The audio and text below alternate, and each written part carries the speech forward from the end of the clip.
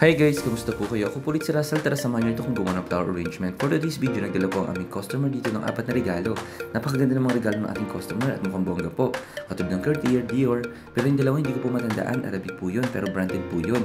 Kung mapapansin nyo, ito pong sponge po, gagawin ko po itong style para sa kanyang regalo para kita po at ilagay po sa ibabaw.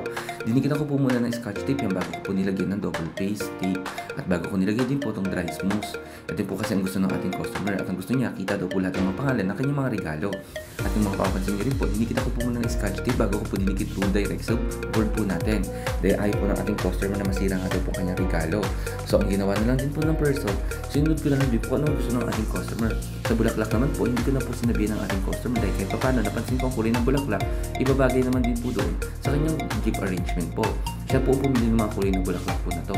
Kaya yun nga din po ang ginawa ko pagkaka-arrange po, i-divide ko po sa dalawa. Meron po sa taas at meron din po sa baba para mas mag-match po ang ating flower arrangement. Ako na lang po naglagay ng static at saka naglagay po ng eucalyptus leaves. At ako na lang po pala pumili nitong mini chrysantini na yellow para po dito sa ating flower arrangement. Para mapansin ko din po na medyo may marami din pong yellow at mag-balance din po siya.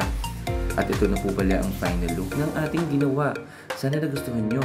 Maraming salamat po ulit sa pag-like at share ng aking video. Huwag na po kayo magsasawa.